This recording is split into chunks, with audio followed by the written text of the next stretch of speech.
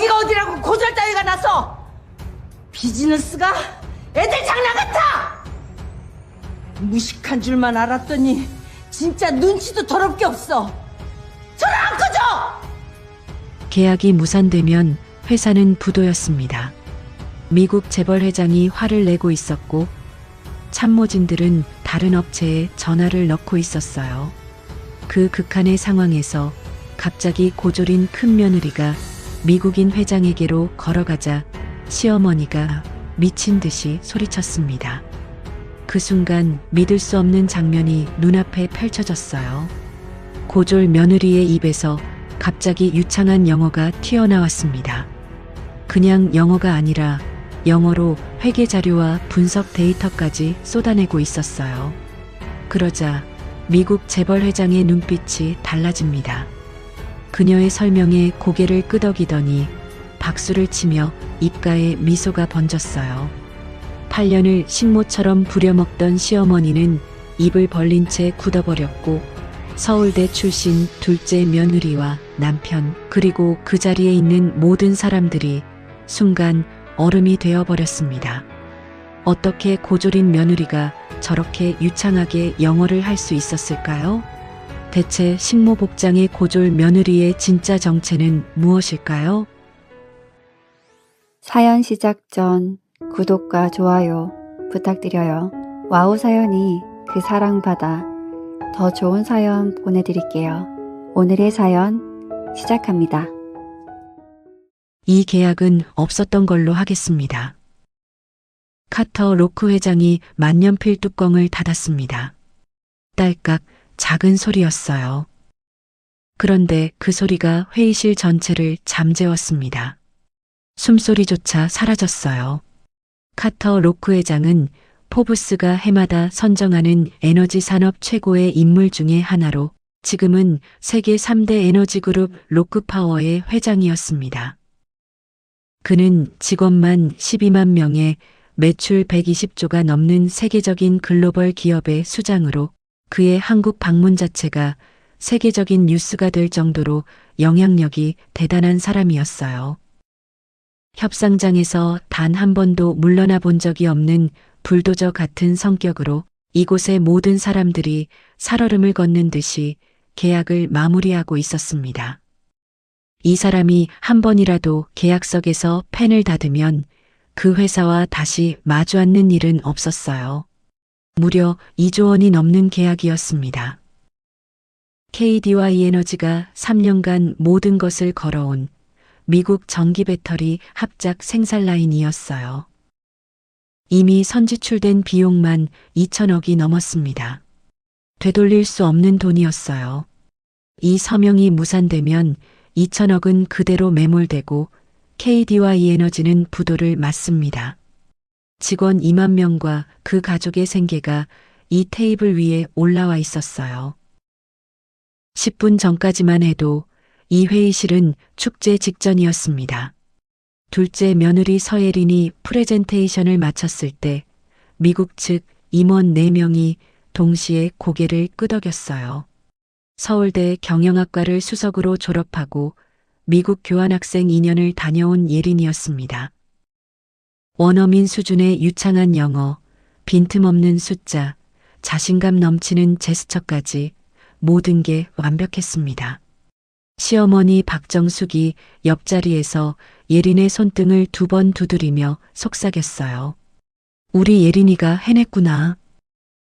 시어머니는 이 계약의 모든 것을 직접 챙겨온 사람이었습니다.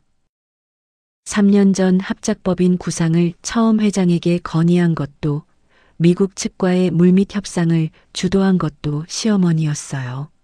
그 마지막 무대를 엘리트 며느리에게 맡겼습니다. 우리 예린이면 완벽하게 해낸다. 제게 사모님들 앞에서 입이 마르도록 자랑해왔어요.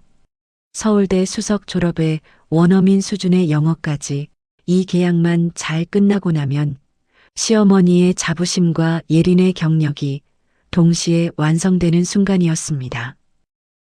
그런데 카터 로크 회장이 서명 직전에 계약서 마지막 페이지를 넘기다 멈췄어요. 옆에 앉은 재무책임자 데이비드 첸에게 한 항목을 가리켰습니다. 데이비드의 미간이 좁아졌어요. 두 사람이 영어로 짧게 무언가를 주고받았고 카터 회장이 고개를 들었을 때 그의 눈에서 호의가 사라져 있었습니다. 카터 회장이 영어로 물었어요. 리튬과 니켈 가격이 지난 2년 사이에 3배 가까이 출렁였습니다. 이 계약서에 원자재 급등 시 비용 분담 조항이 없는데 가격이 2배로 뛰면 그 비용을 누가 부담합니까? 예린의 손가락이 키보드 위에서 멈췄어요. 원자재 해지 구조, 원가, 리스크 분석. 서울대 경영학과에서 배운 이론과 2조짜리 국제계약의 실전은 전혀 다른 세계였습니다. 잠시 머뭇거리며 서류를 뒤지는 사이 회의장 안에 무거운 정적이 흘렀어요. 카터는 대답을 기다리지 않았습니다. 침묵 자체가 대답이라는 것을 아는 사람이었어요. 한 가지를 더 물었습니다. 이 사업 계획이 미국 정부의 보조금을 전제로 설계된 것 같은데 미국 정부의 핵심 광물 조달 비율 요건을 충족할 수 있습니까? 예린의 얼굴에서 핏기가 사라졌어요. 미국 정부의 보조금이 빠지면 수익성이 마이너스로 전환됩니다. 2조짜리 계약 전체가 적자 사업이 되는 거였어요. 노트북 화면을 더듬었습니다. 준비하지 않은 것은 찾을 수 없었어요. 시어머니가 옆에서 예린의 팔을 잡았습니다. 손가락에 힘이 들어가 있었어요. 예린아, 대답해. 속삭임이었지만 테이블 끝까지 들렸습니다. 예린의 입술이 움직였지만 소리가 나오지 않았어요. 카터 회장이 만년필을 서류 위에 가지런히 내려놓았습니다. 펜이 계약서 위를 떠나는 순간 그것은 더 이상 서명을 위한 물건이 아니었어요. 40년간 계약을 해오면서 배운 게 하나 있습니다. 카터 회장이 자리에서 일어서며 말했어요. 목소리를 높이지 않았습니다. 그래서 더 무서웠어요. 숫자를 모르는 파트너와는 절대로 같이 비즈니스를 하지 않는다는 겁니다. 재무이사 데이비드 첸이 서류를 접기 시작했어요. 양쪽 모서리를 가지런히 맞춘 뒤 서류 가방에 넣었습니다. 미국 측 법무팀 변호사가 노트북을 접었어요. 또 한 사람이 가방 지퍼를 열어 자료를 넣기 시작했습니다. 그 동작 하나하나가 이 협상은 끝났다는 선언이었어요. 회장 강도영의 등에서 땀이 흘러내렸습니다. 여기서 카터 회장이 나가버리면 이 회사는 곧바로 부도가 나는 상황이었어요. 그런데 지금 이 계약의 총괄 책임자가 회장의 중요한 질문에 전혀 대처하지 못하고 있었습니다. 손수건을 움켜쥔 시어머니의 손이 눈에 보일 만큼 떨리고 있었어요. 카터 회장이 재무이사 쪽으로 고개를 돌렸습니다. 영어였어요. 낮고 빠른 목소리였습니다. 대기 중인 한국 기업 3곳에 연락해. 이 회사와 더 이상 시간 낭비하지 않겠다. 회의실 안에 누구도 그 영어를 정확히 알아듣지 못했습니다. 예린의 영어는 프레젠테이션을 위한 영어였어요. 원고도 없이 쏟아지는 빠른 비즈니스 영어는 전혀 다른 세계였습니다. 임원 4명은 서로 눈만 마주칠 뿐 누구도 입을 열지 못했어요. 하지만 이 넓은 회의실에서 카터 회장의 그 말을 정확하게 알아들은 사람이 단 한 명은 있었습니다. 반대쪽 테이블에서 물을 따르고 있던 사람이었어요. 큰 며느리 윤지원이었습니다. 이 회의실에서 가장 존재감 없는 자리였습니다. 시어머니가 아침에 물이나 따르고 있으라고 해서 잠시 나온 자리였어요. 서울대 나온 예린이 2조짜리 계약의 발표를 하는 동안 고졸 며느리는 유리잔에 물을 채우고 있었습니다. 카터 회장의 말이 한 글자도 빠짐없이 지원의 귀에 들어왔습니다. 다른 한국 기업 세 곳에 연락하라는 그 말이 귓속에서 메아리 쳤어요. 이대로 두면 계약은 끝이었습니다. 이미 집행된 2천억이 날아가고 직원들 가족까지 2만 명의 생계가 날아갈 수 있었어요. 순간 스크린에 비친 숫자들이 눈에 꽂혔습니다. 원자재 조달 단가, 생산원가 추정치, 보조금 반영 수익률까지 지원에게는 낯설지 않은 용어들이었어요. 어릴 적부터 회계사인 아버지의 사무실 책상 위에는 늘 장부가 펼쳐져 있었어요. 숫자가 줄 맞춰 서 있는 것을 구경하다가 어느 날부터 장부의 숫자가 읽히기 시작했습니다. 이 아이는 숫자를 볼 줄 아는 아이구나. 아버지가 아이의 머리를 쓸어 넘기며 웃었던 날이 있었어요. 그 손의 온기가 아직 머리카락 끝에 남아있는 것 같았습니다. 지원이 조용히 물병을 내려놓았어요.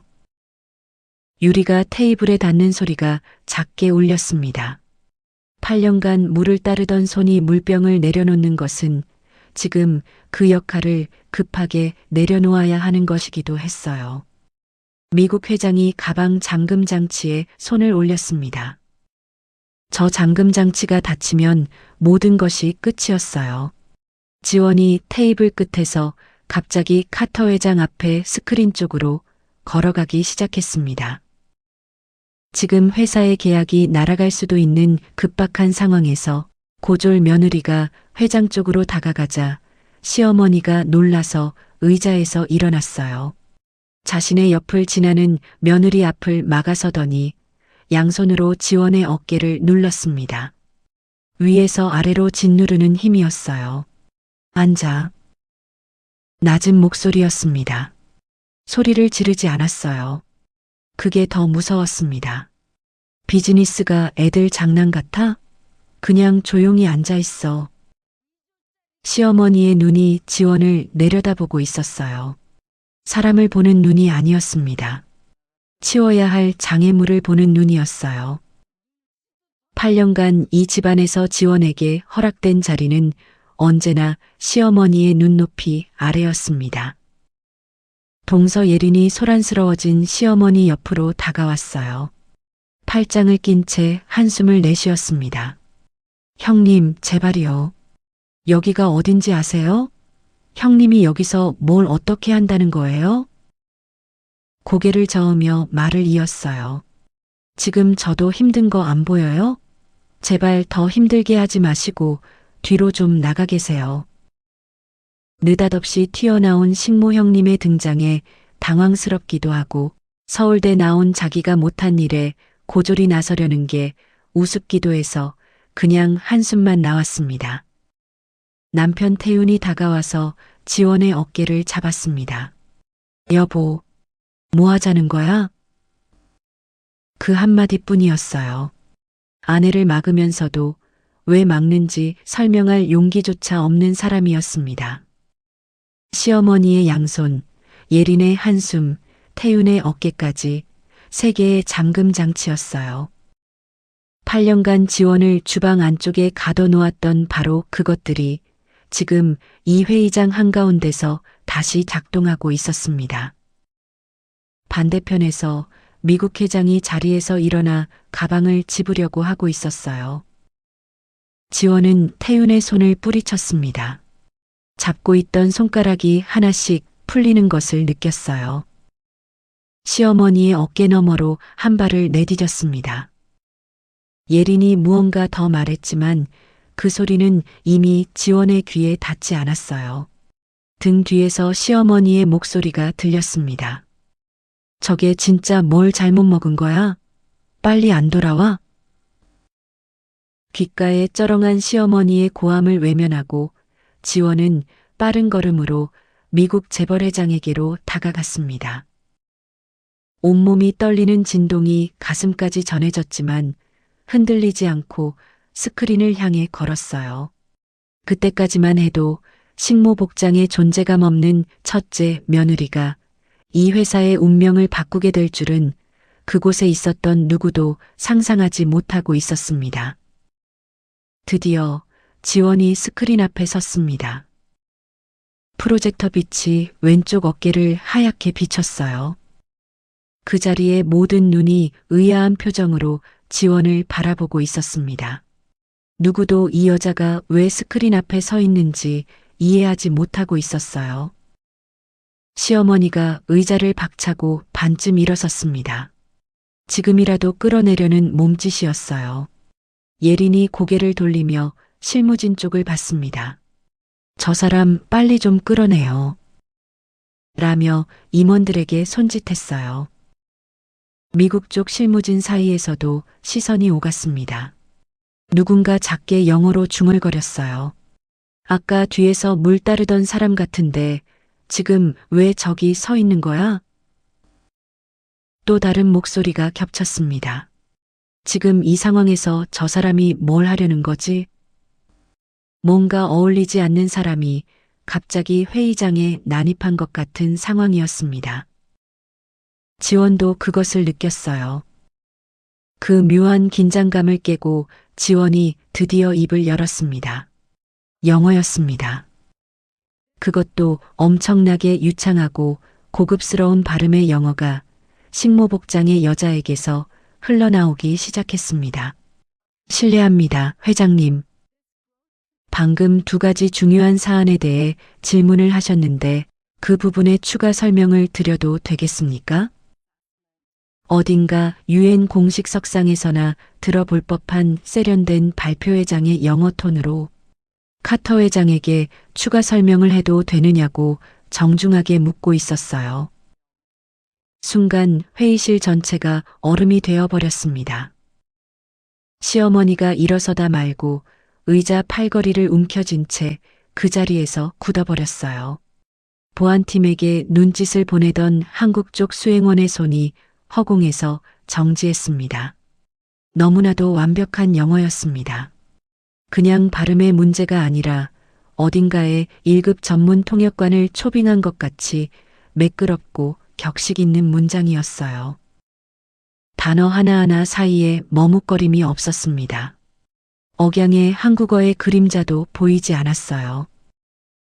8년간 이 집안에서 네, 알겠습니다. 죄송합니다. 이 세 마디로 살아온 사람의 입에서 국제 비즈니스 회의석상에 완벽한 격식을 갖춘 영어가 흘러나오고 있었습니다. 옆에서 지켜보던 둘째 며느리 예린의 눈이 튀어나올 듯이 커졌어요.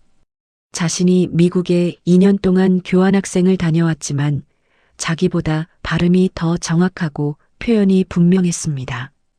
그 말도 안 되는 현실이 눈앞에 실제로 벌어지고 있다는 것을 인정하는 데만 거의 10초가 넘게 걸린 것 같았어요.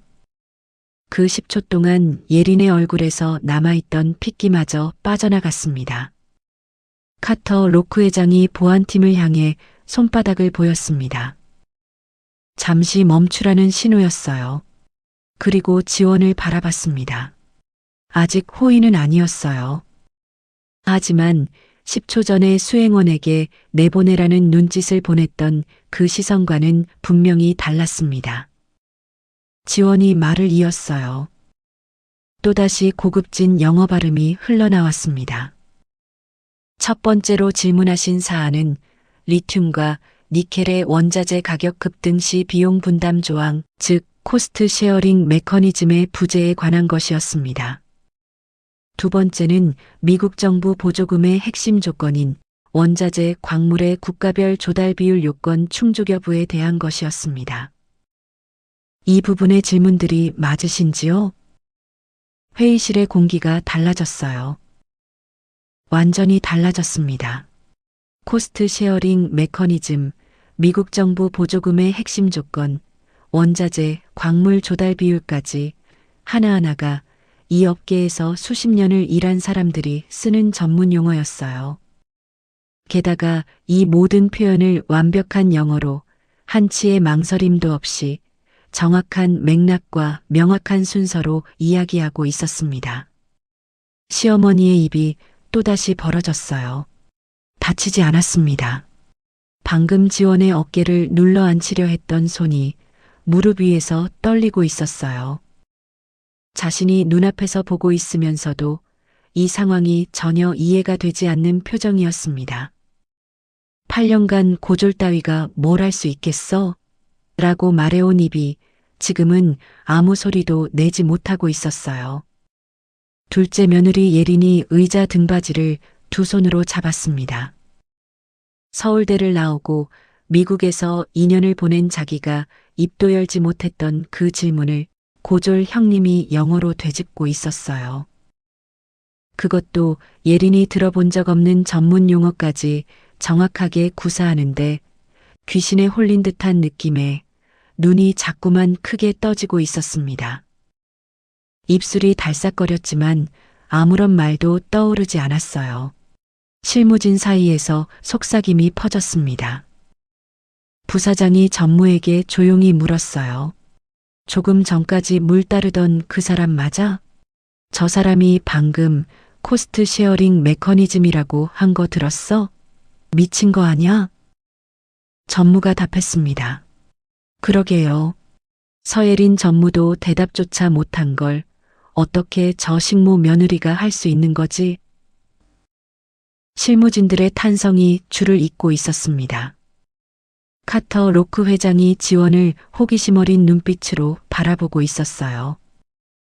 서류 가방에 손을 올리고 있던 재무이사 데이비드도 동작을 멈춘 채 스크린 앞의 여자를 주시하고 있었습니다. 그럼 아까의 그 질문에 답변을 해주실 수 있겠습니까? 카터 회장의 목소리였어요. 질문이 아니라 허락이었습니다. 1분 전만 해도 이 회의실에서 나가려던 사람이 지금 고졸 며느리에게 발언권을 주고 있었어요. 지원이 고개를 한번 숙인 뒤 스크린의 숫자를 가리켰습니다. 손가락이 떨리고 있었지만 짚는 위치는 정확했어요. 그리고 또다시 말도 안 되는 유창한 영어로 회장에게 설명하기 시작했습니다. 첫 번째 사안에 대해 말씀드리겠습니다. 리튬 시세 변동에 대한 사항은 지금의 계약서 부칙 제7조에 원자재 가격 조정 관련 조항을 추가로 삽입할 수 있습니다. 리튬 시세가 기준가 대비 30% 이상 변동할 경우 양측이 초과분을 균등 분담하는 코스트 쉐어링 구조를 제안드립니다. 지난 5년간 리튬 카보네이트 현물 가격의 표준 편차를 기준으로 약 30% 밴드를 설정하면 양측 모두 수용 가능한 리스크 범위 안에 들어옵니다. 마커를 집어 화이트보드에 숫자를 썼어요. 기준가, 변동 밴드, 분담 비율까지 명확하게 영어 표현과 함께 숫자를 제안했습니다. 손끝이 떨리고 있었지만 글씨는 또렷했습니다. 카터 회장이 안경을 고쳤으며 화이트보드를 응시했어요. 그 숫자도 흥미로웠지만 방금 즉석에서 제안한 의견일 텐데 식모복장 한국 여자의 계약 제안이 너무나도 완벽하고 깔끔했기 때문이었어요. 재무이사 데이비드가 빠르게 계산기를 두드리기 시작했습니다. 자신의 재무팀이 한 달 동안 조사한 숫자와 거의 맞아떨어지는 것을 확인한 순간 지원을 바라보는 눈빛이 달라졌어요. 두 번째 사안입니다. 저희 회사의 1차 광물 조달처인 호주와 칠레는 모두 미국과 자유무역협정이 체결된 국가들입니다. 이 두 국가에서 조달하는 리튬과 니켈은 미국 정부의 핵심 광물 요건의 적격 원자재에 해당하며 현재 조달 비율도 40% 기준을 충족합니다. 미국 정부의 보조금을 받는 데는 아무런 문제가 없습니다. 광물 조달 국가, 조달 비율, 적격 요건 조건까지 한꺼번에 한치의 망설임도 없이 영어로 설명들이 쏟아져 나왔습니다. 8년간 이 회사의 재무자료와 기술 보고서를 읽어온 사람이었어요. 아무도 시키지 않았지만 지원은 이 회사의 매출과 원가 구조에 대해 누구보다 정확하게 알고 있는 사람이었습니다. 누가 허락하거나 시켜서 한 것이 아니었어요. 단지 이 여자는 8년간 물을 따르면서 회의실 구석에서, 복도에서, 부엌에서 들려왔던 모든 숫자를 기억하고 있었습니다. 숫자를 볼 줄 아는 아이. 아버지가 그렇게 불렀던 아이는 어른이 되어서도 눈에 보이는 모든 숫자를 한 번만 보면 외울 수 있는 능력을 가지고 있었어요. 지원의 대답이 끝나자 카터 로크 회장의 표정에 순간 작은 미소가 보였습니다. 그리고 입었던 코트를 조용히 벗은 후에 옆에 수행원에게 건넸어요. 코트를 벗는다는 것은 떠나지 않겠다는 뜻이었습니다. 노트북을 다시 열었습니다. 그리고 영어로 짧게 말했어요. 앉으십시오. 더 듣겠습니다. 카터 회장의 한마디에 이미 끝났다고 생각한 계약이 다시 숨을 쉬기 시작했습니다. 지원이 설명을 이어갔어요. 마커가 화이트보드 위를 미끄러지는 소리가 회의실에 울렸습니다. 카터가 메모를 시작했어요. 그런데 지원의 목소리가 점점 멀어지는 것 같았습니다. 프로젝터 빛이 하얘지면서 회의실 형광등이 다른 형광등으로 바뀌고 있었어요.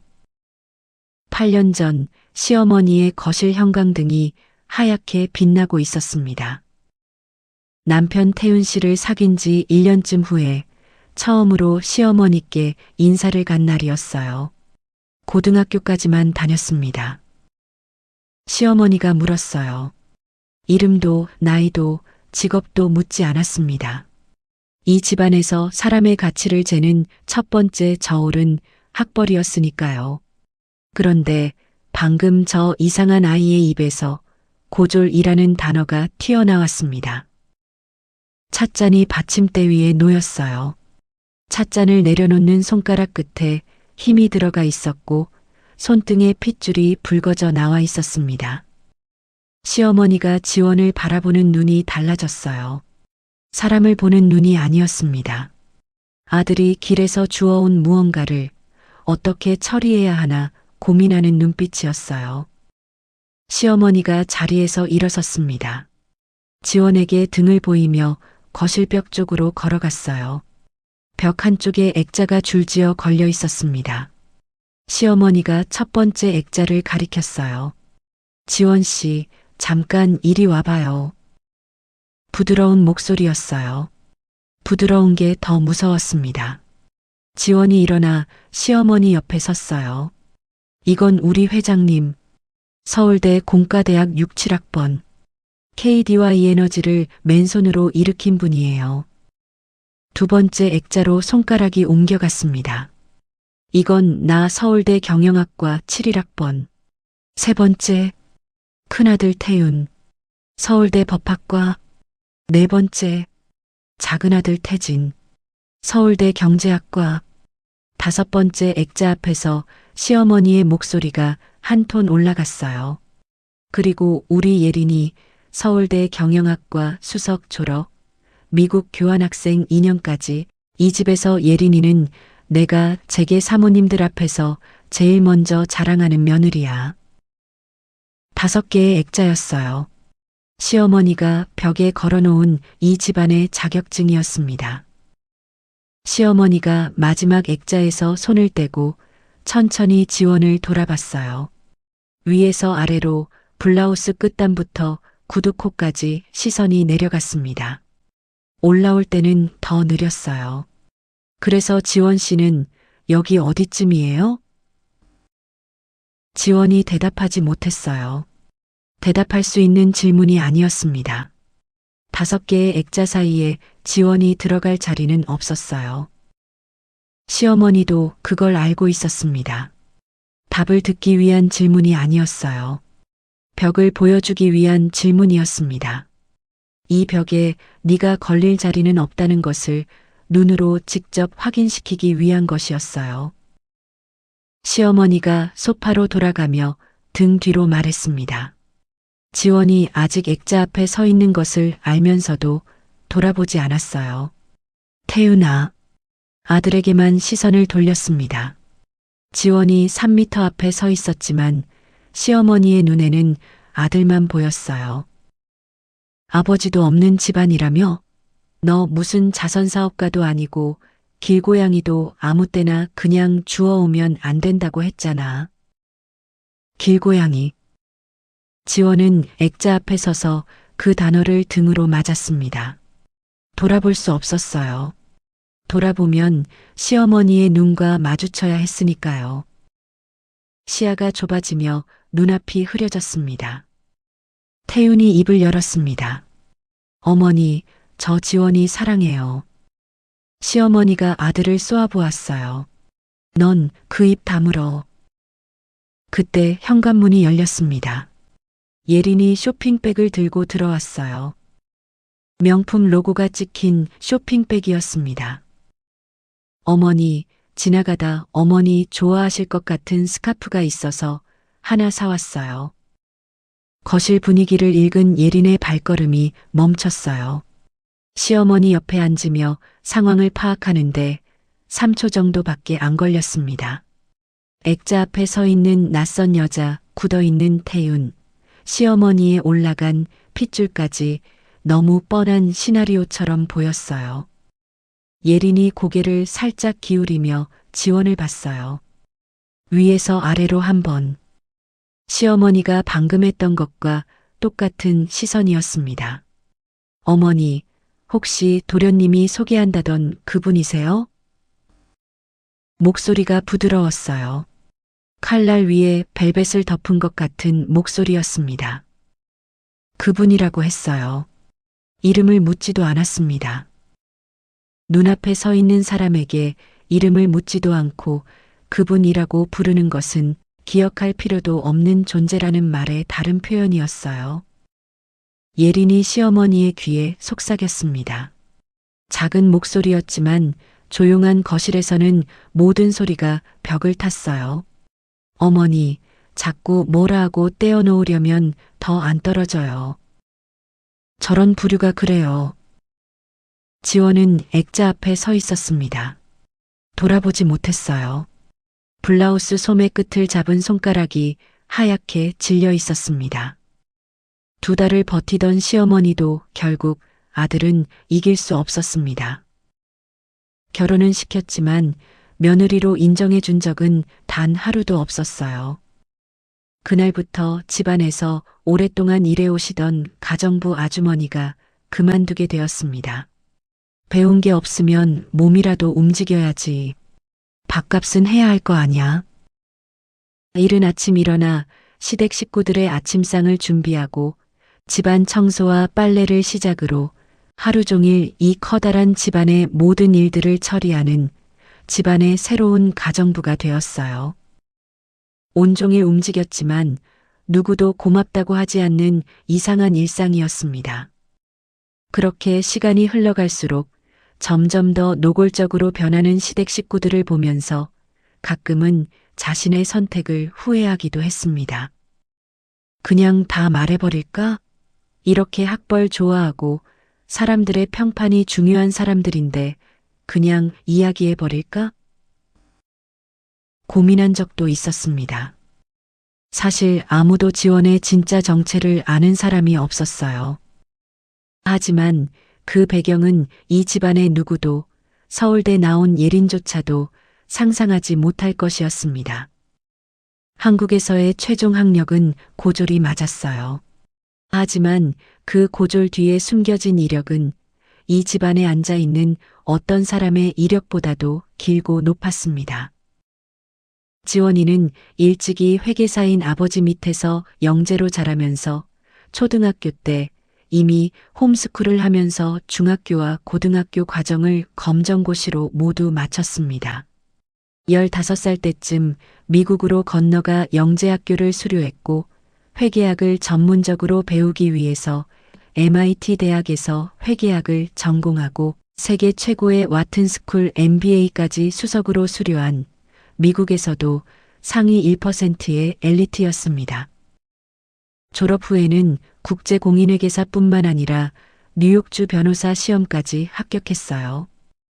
세계 최고의 글로벌 법률자문 로펌 덴톤스의 역대 최연소 파트너로 20조 원 규모의 국제계약서를 검토하고 각국의 통상법 조항을 넘나들던 사람이었어요. 그런데 왜 지금 이렇게 시댁에서 청소와 빨래를 하고 있을까요? 모든 것은 8년 전 아버지에게서 시작되었습니다. 할아버지에 이어서 국내 최고 회계사무실을 운영하던 아버지가 한 중견기업의 외부 감사를 의뢰받았어요. 장부를 열어본 순간 아버지의 손이 멈췄습니다. 숫자가 거짓말을 하고 있었어요.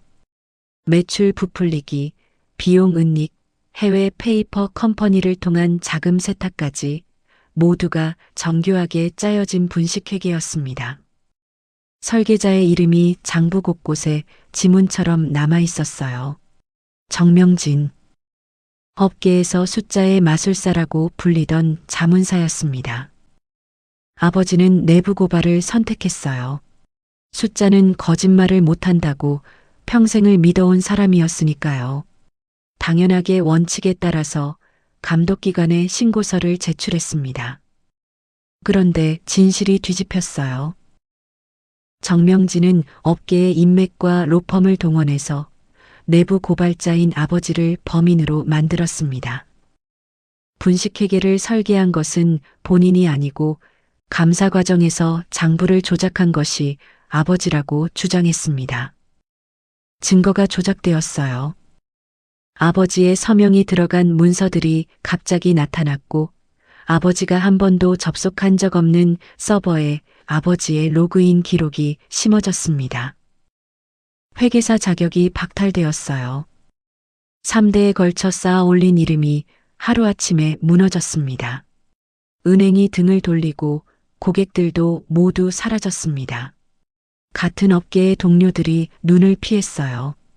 하루아침에 윤재성이라는 이름은 회계업계에서 사기꾼의 동의어가 되었습니다. 뉴욕에서 전화를 받은 날 지원은 44층 사무실에서 야경을 바라보고 있었어요. 아버지의 목소리가 달랐습니다. 웃음이 사라져 있었어요. 지원아, 아빠가 미안하다. 아빠, 무슨 소리야? 내가 갈게. 오지 마. 내 딸이라는 것이 알려지면 너의 이름까지 더럽혀져. 전화가 끊겼습니다. 다음 날 아침 아버지는 사무실 책상 앞에 앉아 있었어요. 장부가 펼쳐져 있었고 계산기가 손 옆에 놓여 있었습니다. 마지막까지 숫자 앞에 앉아 있었어요.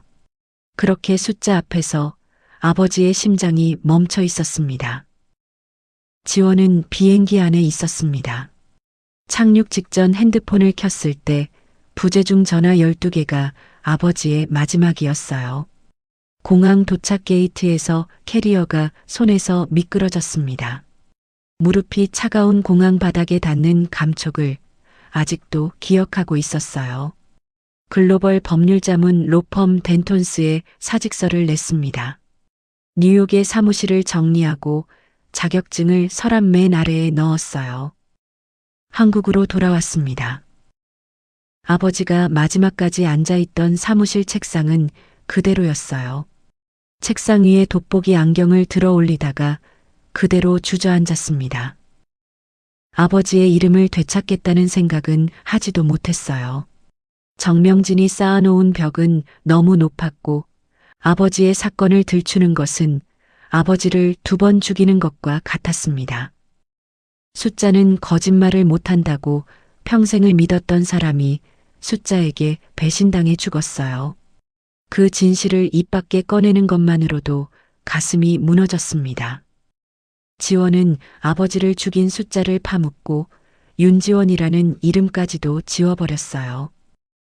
MIT도 와튼스쿨도 뉴욕의 44층 사무실도 서랍 맨 아래에 함께 넣었습니다. 아버지가 살던 동네에서 조용히 살기로 했어요. 그때 태윤을 만났습니다. 지원 씨의 그 해맑은 모습이 세상 아무것도 모르는 그 순수함이 너무 좋아요. 그 한마디가 텅 빈 사무실의 정적보다 따뜻했어요. 그렇게 태윤 씨와 결혼했습니다. 시어머니에게도 남편에게도 이 집안 누구에게도 말하지 않았어요. 고등학교 검정고시를 치른 시골 여자라고 알고들 있었습니다. 지원은 그 오해를 바로잡을 생각이 없었어요. 바로잡으려면 아버지의 이야기를 해야 했으니까요. 왜 미국에서 돌아왔느냐는 질문을 하게 되고 아버지가 왜 죽었느냐는 질문이 따라올 것이었습니다. 그러면 분식회계와 내부 고발까지 전부 꺼내야 했어요. 그 이야기를 입 밖에 내는 순간 겨우 묻어둔 아버지의 죽음이 다시 올라올 것이었습니다. 과거의 문을 열면 아버지가 또 죽는 것 같았어요. 그래서 닫아두었습니다. 국제회계사 윤지원은 세상에서 지워진 이름이었어요. 2만 명의 생계가 날아갈지도 모른다는 두려움이 조금 전 그녀를 깨우기 전까지만 해도 평생 그렇게 숫자를 볼 줄 아는 아이 윤지원이 다시는 세상에 나오지 않을 거라 생각했었습니다. 하지만 카터 로크 회장 앞에 서서 영어로 원자재 해지 구조를 설명하는 이 순간 8년간 서랍 맨 아래에 잠들어 있던 모든 것들이 서서히 깨어나고 있었어요. 회의실의 형광등빛 속에서 아버지의 돋보기 안경이 겹쳐졌다가 프로젝터 펜 소리에 밀려 사라졌습니다. 다시 회의실로 돌아와 카터 회장의 목소리가 아버지의 목소리를 밀어냈어요. 그런데 혹시 누구신지 여쭤봐도 될까요? 이 회사 직원이신가요? 카터 회장이 호기심 어린 눈빛으로 물어보았습니다. 왜냐하면 지금 완벽한 프리젠테이션을 진행 중인 사람의 복장이 서빙을 하는 메이드의 복장에 가까웠기 때문이었어요. 누가 보아도 이 자리를 준비해서 나온 사람으로는 보이지 않았습니다. 제가 회장님을 놀라게 해드렸다면 죄송합니다. 하지만 걱정하지 마십시오. 저는 이 회사의 첫째 며느리입니다.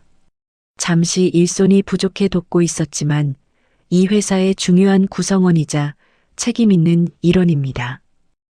이 계약에서 필요한 것들에 도움이 된다면 제가 회장님께 최선을 다해서 설명드리도록 하겠습니다. 여전히 서빙하는 사람의 복장에 대한 의문이 해결되지는 않았지만 이 며느리가 보통 사람이 아니라는 판단은 이미 끝이 나 있었습니다. 수십 년의 사업 경력에서 이 정도 수준의 계약서를 이처럼 완벽하게 즉석에서 처리하는 사람을 거의 본 적이 없었어요. 특히나 수많은 숫자들을 종이 한 장 없이 그대로 쏟아내면서도 눈빛이 흔들린 순간이 한 번도 없었습니다. 베테랑 가수가 노래하는 무대처럼 너무나도 편안한 그녀 앞에서 이 회사에 대한 신뢰도까지 같이 올라가는 느낌이었어요. 회장님, 계약서의 다른 부분들에 대해서 더 수정이 필요하거나 알고 싶으신 부분을 알려주시면 답변해 드리겠습니다. 지원이 잠시 생각에 잠긴 회장에게 더 필요한 부분은 없는지 물었습니다. 카터 회장이 둘째 며느리가 프리젠테이션을 할 때 적어두었던 메모지를 다시 꺼냈습니다. 그리고는 계약서의 다른 페이지를 넘겨서 합작법인의 비용 분담 구조, 기술 라이선스 체계, 이전 가격 기준 같은 세부 내역들에 대해서도 조금 더 필요한 설명들을 요청했습니다.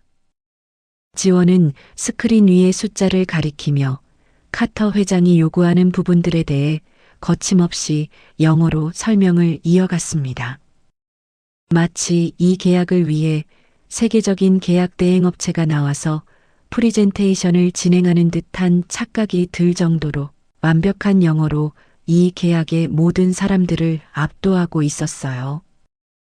하지만 사실은 지원의 가슴 속에서는 심장이 미친 듯이 뛰고 있었습니다. 이 계약의 규모와 회사의 운명을 생각하면 그 어떤 실수도 용납되지 않는다는 것을 본능적으로 느끼고 있었기 때문이었어요.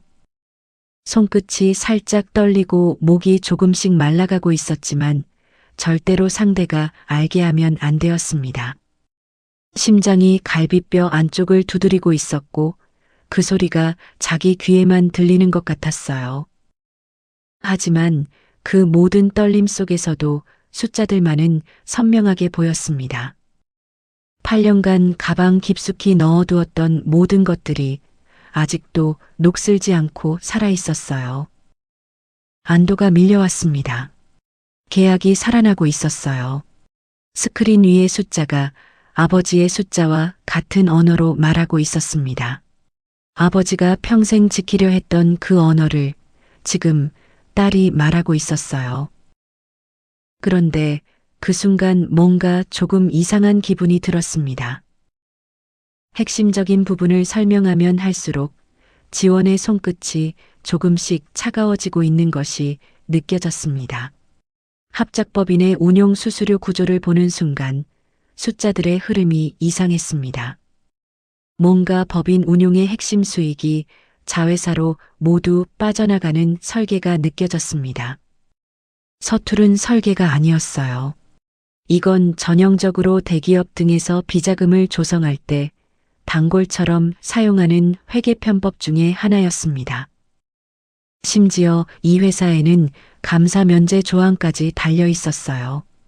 왜 감사를 면제받아야 하는지에 대한 설명은 계약서 어디에도 없었습니다. 핵심 수익을 가져가는 비밀의 자회사 수익을 머릿속으로 계산했어요. 1년이면 수백억, 3년이면 수천억이 자회사로 넘어가 사업의 핵심 수익이 빠져나가는 구조였습니다. 누군가 매우 정교하게 설계한 거였어요. 아버지의 책상 위에 펼쳐져 있던 장부 비슷한 냄새가 났습니다. 8년 전에도 이렇게 자회사를 경유해 자금이 빠져나가는 구조가 있었어요.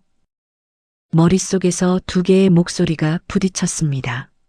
이대로 매끄럽게 설명하면 계약은 살아날 수 있었어요. 2조짜리 계약이 성사되고 2천억의 선지출이 살아나고 직원 2만 명의 생계가 지켜집니다. 하지만 서명이 이루어진 뒤 매분기 회사의 수익은 다른 곳으로 빠져나가고 회사는 말라 죽을 수도 있었습니다. 그것도 아무도 모르게 감사도 없이 이루어지는 거였어요. 아버지의 목소리가 들렸어요. 숫자에게 거짓말을 시키는 사람이 되지 마라. 손끝이 점점 더 차가워졌습니다. 이 구조의 이상을 말하는 순간 살아나려던 계약이 다시 흔들릴 수 있었어요. 직원 2만 명의 생계가 다시 테이블 위에 올라옵니다. 그 틈을 태식이 놓치지 않았습니다. 둘째 아들 강태식이 자리에서 일어섰어요. 침착한 미소를 띤 채 부드러운 목소리로 말했습니다. 형수님이 대단히 수고해 주셨는데 이 부분은 전문 자문사가 설계한 구조입니다. 국제적으로도 흔히 쓰이는 방식이에요. 형수님이 오해하실 수 있는 부분이니까 저희 실무팀이 마무리하겠습니다. 부드러웠지만 정확한 차단이었어요. 형수님이라는 호칭을 반복할 때마다 그 안에 고졸이라는 단어가 숨어 있었습니다. 전문 자문사나 국제적 방식 등의 매끄러운 말 아래에 같은 뜻이 깔려 있었어요. 당신은 이걸 이해할 자격이 없다는 거였습니다. 예린이 거들었어요. 하이힐이 바닥을 한번 찍는 소리가 났습니다. 형님, 정말 수고했어요. 이제 저희가 할게요. 형님이 여기까지 한 것만 해도 충분해요. 정말로. 마지막에 정말로에 힘이 들어가 있었어요. 충분하니까 이제 그만 물러나라는 뜻이었습니다. 그런데 그 순간 그것을 지켜보던 카터 회장이 갑자기 끼어들었어요. 영어로 말했습니다. 아닙니다. 지원 씨의 설명을 더 듣고 싶습니다. 예린이 아니라 지원의 이름을 불렀어요. 예린의 얼굴이 굳었습니다. 입꼬리가 미세하게 내려갔어요. 세계 최대 에너지 그룹의 회장이 서울대 출신 전무가 아니라 고졸 며느리의 설명을 원한다고 말한 거였습니다. 1년이었어요. 자신의 모든 것을 바친 그 1년을 물 따르던 형님이 10분 만에 덮어쓰고 있었어요. 예린의 손가락이 테이블 아래에서 주먹을 쥐었습니다. 이를 악문 입술이 하얗게 질려 있었어요. 시어머니가 예린의 등 뒤에서 얼굴을 일그러뜨렸어요. 자기가 3년간 챙겨온 계약에서 자기가 골라 세운 며느리가 밀려나고 있었습니다. 하지만 그렇다고 카터 회장의 말을 거스를 수도 없었어요. 그냥 그렇게 더 지켜보는 수밖에 없었습니다. 지원은 다시 스크린을 향했습니다. 설명을 이어가야 했어요. 2가지 길 중에 하나를 선택해야 했습니다. 하나는 쉬운 길이고 하나는 맞는 길이었습니다. 쉬운 길은 매끄럽게 넘기는 것이었고 맞는 길은 계약이 위험해져도 진실을 모두에게 말하는 것이었습니다. 지원의 눈빛이 순간 빛나더니 미국 측을 향하던 시선을 한국 측 회장에게로 돌렸습니다. 그리고 영어가 아닌 한국어가 그녀의 입에서 나오는 순간 회의장의 모든 사람들이 또다시 술렁거렸어요. 뭔가 문제가 생긴 것이 분명해 보이는 상황이었습니다. 하지만 지원은 진실의 편을 선택한 듯 보였어요.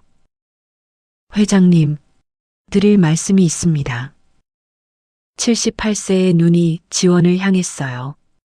이 구조는 합작이 아닙니다.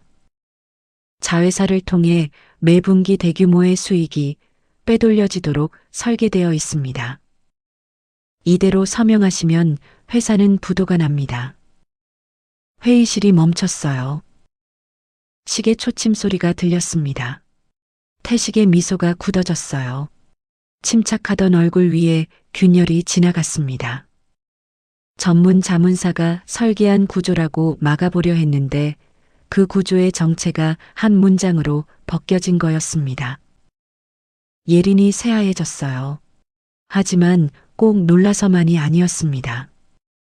1년간 포장해온 구조의 정체가 고졸 며느리의 입에서 벗겨지고 있었어요. 예린의 시선이 태식에게로 갔습니다. 태식은 예린을 보지 않았어요. 예린의 입술이 움직였지만 소리는 나오지 않았습니다. 시어머니가 의자 팔걸이를 움켜쥐었습니다. 3년간 직접 챙겨온 계약이 방금 살아났다가 다시 흔들리고 있었어요. 이번에는 외부가 아니라 내부에서 터진 거였죠. 회장이 입을 열었습니다. 낮은 목소리였어요. 78세의 목소리는 조용할수록 무거워지는 법이었습니다. 그게 무슨 소리야? 계약서에 어디에 그렇게 나와 있는지 자세하게 설명해 보거라. 그 한마디에 태식의 얼굴에서 처음으로 여유가 사라졌어요. 회장이 비서를 불렀습니다. 자회사 관련 전체 자료를 가져와. 비서가 고개를 숙이고 나갔어요. 카터 회장 쪽으로 몸을 돌려 기술적 검토를 위해 잠시 시간을 달라고 요청했습니다. 카터 회장과 수행원들이 30분 정도 커피를 마시며 휴식을 취하기 위해 옆방의 다과실로 이동했어요. 잠시 후 비서가 자회사 설립 계획서를 들고 왔습니다. 지원이 서류를 펼치고 숫자를 가리켰어요. 회사의 핵심 수익이 자회사를 거쳐 실체를 알 수 없는 중간법인으로 빠져나가는 구조입니다. 매분기 자동으로 금액이 올라가고 감사 면제 조항까지 달려 있어요. 1년이면 수백억, 3년이면 수천억이 빠져나갑니다. 대기업에서 비자금을 조성할 때 자주 쓰는 방법이에요. 태식이 입을 열었어요. 침착한 미소가 아직 입꼬리에 남아 있었습니다. 형수님, 이건 국제회계 기준으로 합법적인 구조입니다. 전문 자문사가 설계한 거예요. 형수님이 회계 전문가가 아니시니까 오해하실 수 있는데 미국에서도 흔히 쓰는 방식이에요. 형수님이라는 호칭을 반복할 때마다 그 안에 고졸이라는 단어가 숨어 있었어요. 지원이 스크린을 가리켰습니다. 미국 기준이라면 이 구조는 미국 국세청 감사를 받는 순간 바로 무너집니다. 태식의 미소가 굳었어요. 미국 국세청 감사라는 단어가 고졸 며느리의 입에서 나올 줄은 예상하지 못한 거였습니다. 형수님이 이제 미국 세법까지 다 알고 있다고 하시려고요? 그게 말이 돼요? 그 뒤에 말을 더 하려다가 태식이 순간 멈추었어요. 지원이 눈을 피하지 않았기 때문이었습니다. 네, 알고 있습니다. 필요하다면 조항까지 알려드릴 수 있어요. 묵직한 한마디였습니다. 8년 만에 처음으로 이 집안에서 누군가에게 반박한 순간이었습니다. 회장의 시선이 날카로워졌어요. 78세의 눈이 지원을 읽고 있었습니다. 고졸이 미국 세법을 알고 있다. 그 사실 하나가 회장의 머릿속에서 8년간의 모든 장면을 다시 돌리고 있었어요. 시어머니가 지원과 스크린을 번갈아 보았습니다. 입이 반쯤 벌어져 있었어요. 8년간 와이셔츠를 다림질하던 며느리가 미국 국세청 감사를 이야기하고 있었습니다. 말이 안 되는 상황이었어요. 하지만 눈앞에서 벌어지고 있었습니다. 예린의 얼굴이 딱딱하게 굳어 있었어요. 자신조차도 미국 국세청 감사라는 무서운 말을 꺼내기 힘든데 그 단어를 고졸 형님이 먼저 입으로 꺼낸 것이었어요. 예린의 손이 테이블 아래에서 주먹을 쥐었습니다. 놀라움이 아니었어요. 지원이 이 구조를 더 깊이 파고들면 자기도 함께 무너진다는 공포였습니다. 비서가 추가 자료를 가져왔습니다.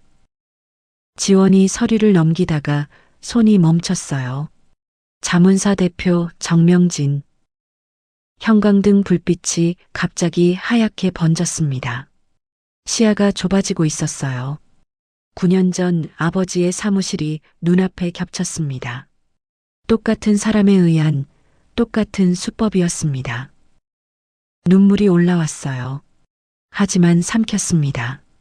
이 눈물을 흘리면 사람들은 증거 대신 눈물을 볼 거였어요. 지원이 서류에서 눈을 떼고 회장을 바라봤습니다. 회장님, 이 자문사 대표는 제가 잘 알고 있는 사람입니다. 회장의 눈이 좁아졌어요.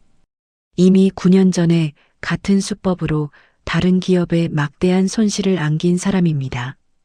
자회사를 만들고 수수료를 경유시키고 감사를 막고 들키면 내부자에게 뒤집어 씌우는 방식까지 똑같아요. 회의실이 조용해졌어요. 회장이 자문사 계약서를 손에 들었습니다.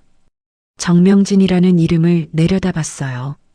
그리고 천천히 서류를 내려놓으며 지원을 바라보았습니다. 78세의 눈이었어요. 그 눈이 며느리의 떨리는 손과 붉어진 눈과 그런데도 흔들리지 않는 목소리를 동시에 읽고 있었습니다. 지원아. 회장의 목소리가 낮아졌어요. 조금 전에 미국 국세청 감사도 그렇고 오늘 내 영어도 그렇고 오늘 내가 8년 동안 너에 대해 아무것도 모르고 있었다는 것을 새삼스럽게 느끼고 있다.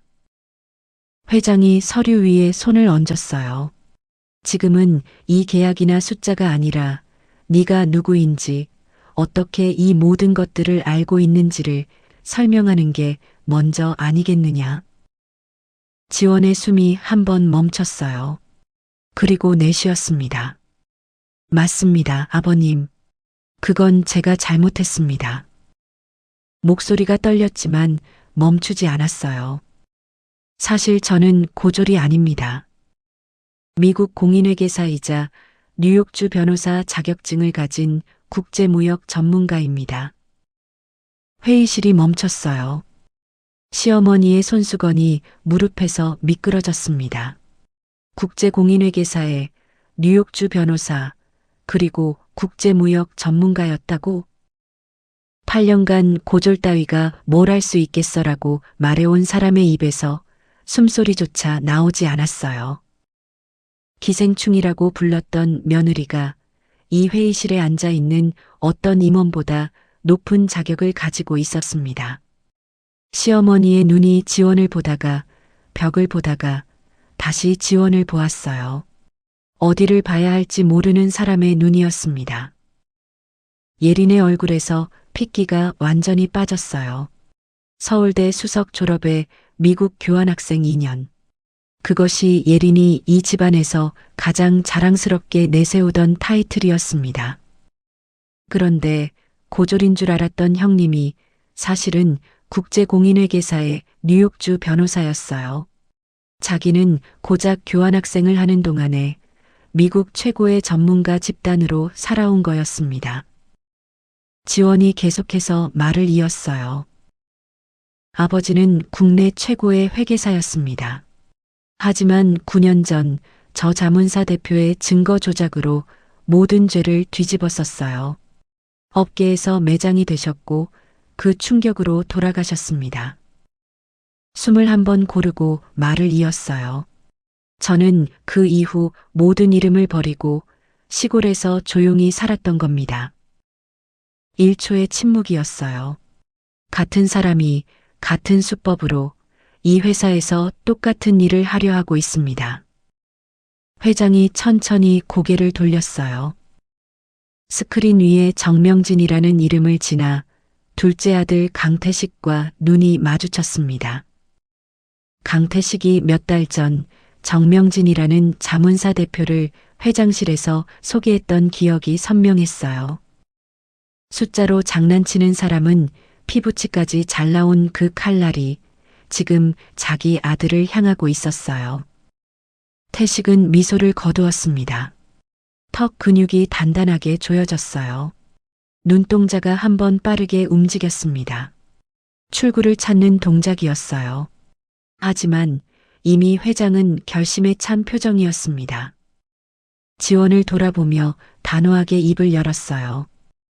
자회사 수익 구조의 문제점을 미국 측에 전달하고 재검토를 진행해 오늘 안에 꼭 마무리해야 한다. 회장님의 눈빛이 흔들리고 있었습니다. 그 순간 카터 회장과 수행원들이 옆방에서 다과를 마치고 회의실로 다시 입장했어요. 카터 회장이 자리에 앉기도 전에 지원이 단호한 표정으로 카터 회장에게 다가가 말을 건넸습니다. 회장님, 잠시 혼란스러웠던 부분에 대해서 설명드리겠습니다. 다시 확인해 보니 자회사를 통해 핵심 수익이 빠져나가는 심각한 문제가 발견되었는데 심지어 감사 면제 조항이 포함되어 있습니다.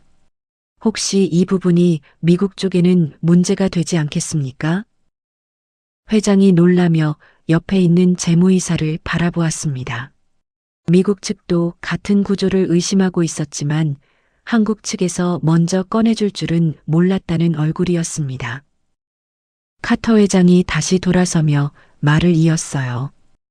2시간 동안 별도로 검토하겠습니다. 돌아올 때는 한국 측에서도 반드시 깨끗한 숫자가 테이블 위에 있어야 할 겁니다. 지금 테이블 위의 숫자는 깨끗하지 않다는 뜻이었어요. 카터 회장이 지원을 한 번 더 보았습니다. 고개를 미세하게 끄덕였어요. 모든 것을 진실되게 이야기해 준 것에 대한 작은 신뢰와 인정의 표시였습니다. 이 정도면 마지막 기회를 준 것이나 마찬가지였어요. 진짜 제대로 깨끗하고 완벽한 계약서를 2시간 안에 준비하는 것만이 남았습니다. 미국 측이 나가고 한국 측 회의실에 무거운 침묵이 남았어요. 회장이 지원을 바라봤습니다. 2시간이다. 영문 계약서 전체를 다시 짜야 한다. 지원아, 네가 할 수 있겠어? 태식이 끼어들었어요. 아버지, 이건 실무팀이. 회장이 아들을 보지 않았습니다. 시선이 지원에게 고정되어 있었어요. 이 일은 윤지원밖에 할 수 없다고 생각하는 회장의 눈빛이 확고했습니다. 지원이 잠시 고민했습니다. 하지만 돌아가신 아버지를 위해서라도 이 부조리를 자신의 손으로 끝내야 한다는 생각에 이르자 갑자기 힘이 솟아났어요. 회장님, 제가 하겠습니다. 회장이 고개를 끄덕였어요. 자리에서 일어섰습니다. 각 부서 팀장급 이상, 당장 전원 회의실로 모이라고 해. 비서가 뛰어나갔습니다. 회장의 한마디로 긴급 소집이 떨어졌습니다. 각 부서의 실무팀장급 이상 전원이 대회의실에 모였어요. 뭔가 터졌나 봐. 미국 측이 빠졌다는데 이거 진짜로 계약 깨진 거 아니야? 속삭임이 번졌어요. 회장이 50명 앞에서 말했습니다. 지금부터 여기 있는 윤지원 씨가 합작법인 계약서를 처음부터 다시 전부 재검토를 진행합니다. 50명의 고개가 일제리 한 사람을 향했습니다. 저 사람이 누구야? 기술이사가 옆에 부장에게 속삭였어요. 회장님 큰 며느리라던데요. 아, 그 맨날 물만 따르던 식모 말하는 거야? 모두가 지금의 상황이 잘 이해되지 않은 눈치였습니다. 그도 그럴 것이 공식 석상에서 거의 본 적이 없는 사람이 갑자기 2조짜리 계약을 전면 재검토한다는 말이 앞뒤가 맞지 않았습니다. 2조짜리 계약이면 단순 검토만 한 달 이상이 걸리는 작업이었어요. 어떻게 아무것도 모르는 여자가 회사 전체 프로젝트의 계약서를 전면 재검토한다는 건지 도무지 이해가 되지 않는 눈치였습니다. 지원도 그 눈빛을 충분히 읽고 있었어요. 하지만 지금 물러서면 2만 명의 가족들의 생계가 날아갈 상황이었습니다. 아버지의 명예도 걸려 있었어요. 해낼 수 있느냐의 문제가 아니라 피를 토하더라도 반드시 해내야만 하는 상황이었습니다. 지원이 마커를 집었어요. 그리고 50명의 사람들을 한 번씩 둘러본 후에 입을 열었습니다. 계약서 7조부터 시작합니다. 50명이 동시에 서류를 펼쳤어요. 지원의 컴퓨터 같은 두뇌가 미친 듯이 돌아가기 시작했습니다. 기술부서 지원이 화이트보드에 조항 번호를 적었어요. 핵심 특허 사건의 이전 범위가 7조에 있습니다. 배터리셀 제조 공정과 관리 시스템 소프트웨어 라이센스 조건을 확인해 주세요. 기술이사가 서류를 뒤적였습니다. 라이센스 범위가 원본마다 표기가 다릅니다. 영문 원본 기준으로 통일해 주세요. 기술이사가 부장에게 속삭였습니다. 저건 어떻게 찾은 거지? 우리도 못 찾은 건데 이게 말이 되나? 예산부서 지원이 다음으로 넘어갔어요. 현물 출자, 평가액과 실제 투자비를 대조해 주세요. 숫자가 다르면 차이가 어디서 생겼는지 확인해야 합니다. 예산부장이 숫자를 대조하다 미간을 찌푸렸습니다. 현물 출자, 평가액이 실제보다 높게 잡혀 있습니다. 지원이 화이트보드에 숫자를 적었어요. 그 차이가 어디로 흡수되었는지 확인이 필요합니다. 예산부장의 눈이 커졌어요. 자기가 놓쳤던 항목이었죠. 지원의 정확함에 표정이 변했습니다. 공장 설립 특별팀. 지원이 화이트보드 한쪽에 3가지 기준을 적었어요. 핵심 광물 조달 비율, 현지 생산 비율, 최종 조립 비율. 숫자가 한치의 망설임 없이 적혔습니다. 이걸 못 맞추면 보조금 전액이 위험해집니다. 팀장이 메모하며 고개를 숙였어요. 법무팀. 기존 자회사 수수료 조항은 전면 삭제합니다. 법무팀장이 눈을 크게 떴어요. 진짜로 전면 삭제합니까? 그럼 삭제 후 대체 조항이 골격은요? 직접 거래 방식으로 전환합니다. 팀장님, 30분 안에 초안 가능하겠습니까? 네, 해보겠습니다. 세무팀. 미국 세액공제, 주정부 인센티브, 에너지부 보조금. 이 3개의 영역을 시나리오별로 다시 정리해 주세요. 세무팀장이 손을 들었어요. 시간이 좀 필요합니다.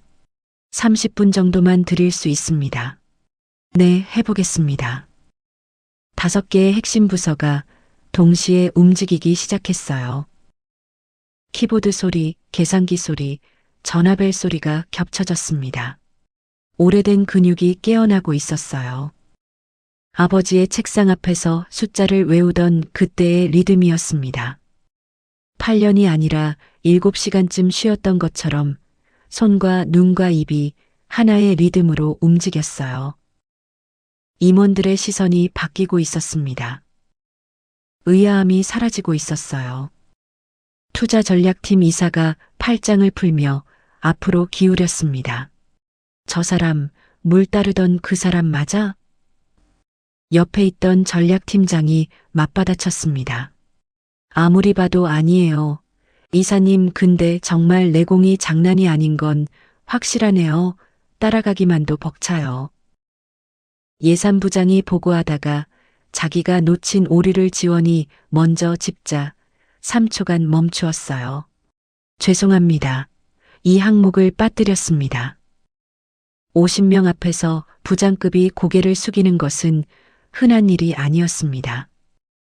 그때 아무 소리 없이 종이컵 하나가 지원의 자리에 놓였어요. 남편 태윤이었습니다. 아무 말도 하지 않았어요. 종이컵에 물을 따라 놓고 그대로 돌아갔습니다. 8년간 아내에게 물을 따르게만 했던 남자가 처음으로 아내에게 물을 따르고 있었어요. 종이컵 안에서 물이 찰랑거렸습니다. 형광등 빛을 받아 반짝였어요. 지원의 눈가가 뜨거워졌습니다. 하지만 삼켰어요. 50명이 기다리고 있었습니다. 대회의실 맨 뒤에 시어머니가 서 있었어요. 의자에 앉지 않았습니다. 며느리의 뒷모습을 보고 있었어요. 새벽마다 부엌에서 보던 그 등이었습니다. 시래기를 데치고 된장을 풀고 다림질판 앞에 서 있던 등이 지금은 회사의 핵심 인력 50명을 동시에 움직이는 거대한 암벽처럼 보였습니다.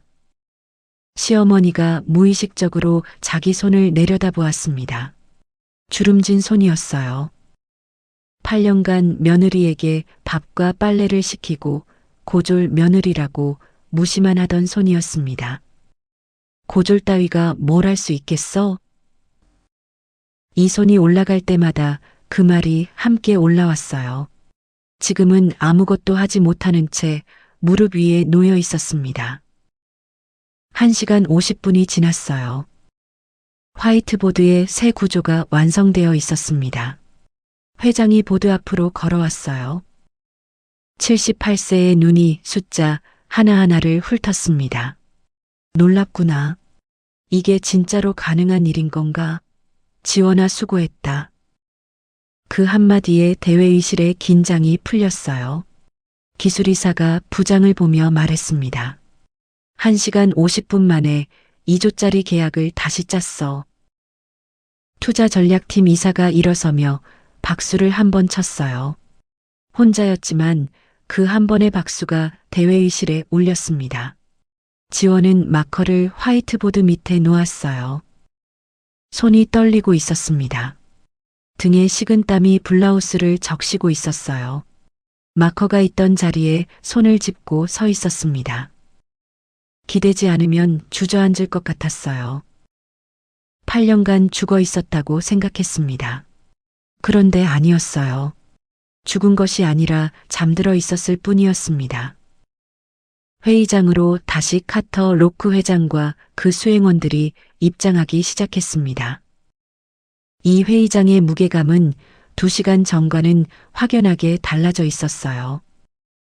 그 한가운데 윤지원이 있었습니다. 2시간 전에는 물을 따르던 여인이 지금은 2조짜리 계약의 모든 사항을 총괄하고 있었어요.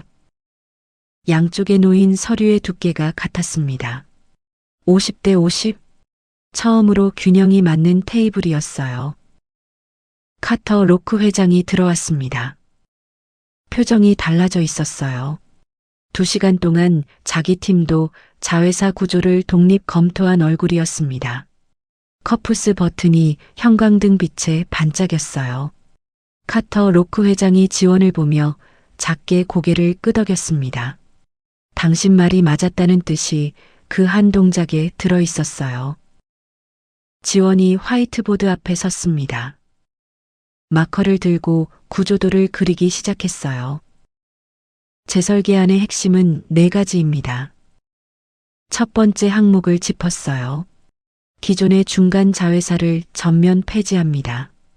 양사 간 직접 거래 구조로 전환하여 수익이 제3의 법인으로 빠져나갈 경로를 원천 차단합니다. 카터 로크 회장이 데이비드를 돌아봤어요.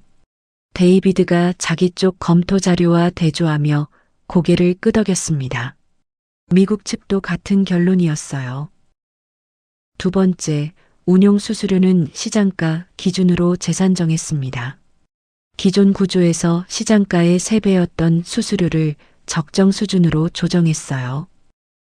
지원이 화이트보드에 숫자를 2줄로 나란히 썼습니다. 기존 수수료와 재산정 수수료, 그 차이를 눈으로 보는 순간 임원 몇 명이 동시에 의자를 앞으로 당겼어요.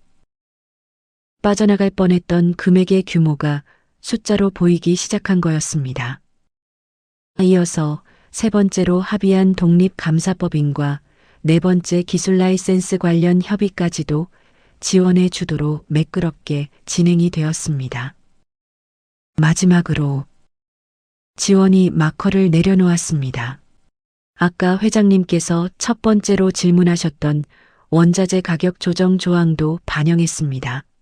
리튬 시세 변동 시 양측 균등 분담 구조를 부칙에 명시했어요.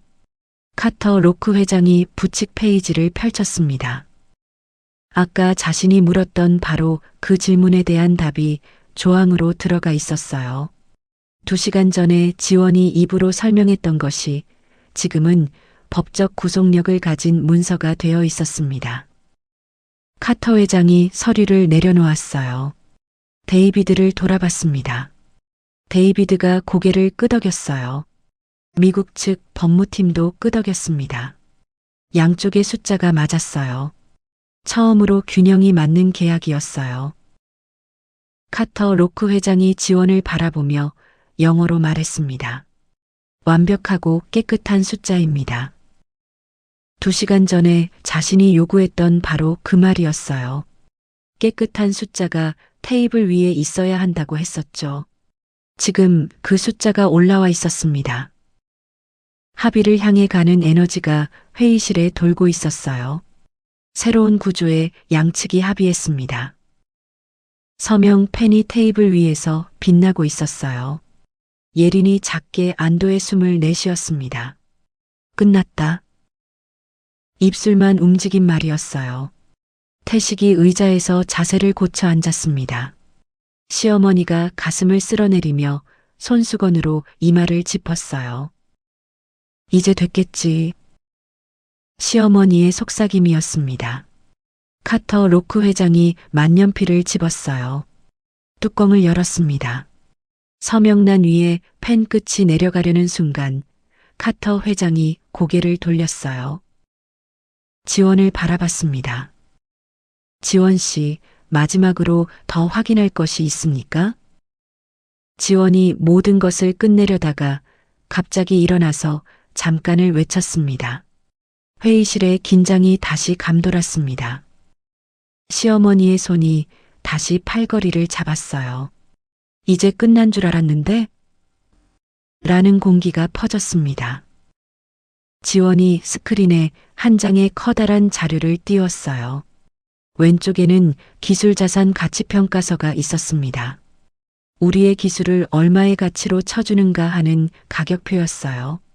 거기에 9천억 원이라고 쓰여 있었습니다. 오른쪽에는 연구개발 누적 투자액이 적혀 있었습니다. 우리가 이 기술을 위해 투자한 금액이었어요. 1조 4천억 원이라고 쓰여 있었습니다. 지원이 스크린에 두 숫자를 나란히 띄웠습니다. 두 숫자 사이의 빈 공간이 스크린 위에서 선명했어요. 5천억의 빈자리. 이 평가대로라면 5천억 원어치의 핵심 기술을 공짜로 넘기는 겁니다. 지원의 목소리가 또렷했어요. 회장님, 우리의 기술이 40% 저평가된 상태로 들어가면 사실상 70대 30으로 미국 측에 일방적으로 유리한 구조가 됩니다. 회의장이 순간 술렁거렸습니다. 아니, 저건 거의 도둑질 아닙니까? 기술이사와 연구소장의 얼굴이 붉어졌어요. 그 소리를 뚫고 지원이 계속해서 카터 회장에게 말을 이어갔습니다. 하지만 회장님 너무 걱정 마십시오. 2시간의 자체 조사 결과 KD와 이에너지의 기술평가 금액을 5천억 원 작게 조작한 것도 자회사로 수익을 빼돌리려고 한 것까지 모두 회계자문사 대표로 밝혀졌습니다. 결국 KD와 이에너지의 기술을 훔쳐서 자회사로 빼돌리는 수법으로 이익을 챙기고 우리의 합작법인은 결국 부도가 나는 구조입니다. 저희는 회계자문사를 고발하고 그와 관련된 모든 숫자의 오류를 다 걷어냈습니다. 회장님께서 5천억의 기술 가치만 다시 조정해 주시면 이제 진짜로 완벽하고 깨끗한 숫자 위에 계약이 이루어질 것입니다. 놀란 표정의 커터 회장이 급히 수행원들을 다시 소집했습니다. 데이비드 챙과 재무 관련 변호사들이 다급하게 계산기를 두드렸어요. 5천억의 차이가 지분 구조에 미치는 영향을 재계산하고 있었습니다. 카터 회장의 재무이사가 계산을 마치고 회장에게 속삭였어요. 회장님, 저분의 계산이 정확합니다. 우리 쪽도 자문사의 자료만 믿고 지분 계산에 오류가 있었어요. 숫자가 잘못됐다면 결국 회사가 부도에 이르게 되고 우리 기업도 큰 피해를 볼 뻔했습니다. 카터 회장이 굳은 얼굴로 재무팀과 최종 확인 작업을 거쳤어요. 10분쯤 후에 카터 회장이 드디어 자리에서 일어났습니다. 그리고 테이블을 돌아 지원에게 걸어왔습니다. 손을 내밀었어요. 지원 씨, 감사합니다. 양쪽 모두를 매우 값비싼 실수에서 구해주셨습니다. 카터 로크 회장의 악수가 단단했어요. 제 아버지도 차고에서 회사를 시작했습니다. 가족이 만든 것을 빼앗으려는 자가 나타났을 때 어떤 기분인지 저는 압니다. 카터 회장이 악수를 놓으면서 한마디를 더했습니다. 숫자 앞에서 정직한 것이 가장 어려운 일이죠. 당신은 그것을 해냈습니다. 당신이 지적한 5천억 원의 평가액 부분을 다시 산정해서 깨끗한 50대 50으로 이 계약을 체결하도록 하겠습니다. 저는 당신이 처음부터 끝까지 보여준 숫자의 정직한 모습이 100% 신뢰가 갑니다. 이 계약을 바로 진행하도록 하겠습니다. 그 자리에 모든 임직원들 사이에서 박수가 터져 나왔어요. 기술이사가 먼저 쳤습니다. 자기 기술의 가치를 지켜준 사람에게 보내는 박수였어요. 연구소장이 따랐습니다. 예산부장이 일어서며 박수를 쳤어요. 한 줄, 두 줄, 세 줄. 50명이 넘는 사람들의 박수가 대회의실을 채웠습니다. 의자를 밀고 일어서는 사람도 있었어요.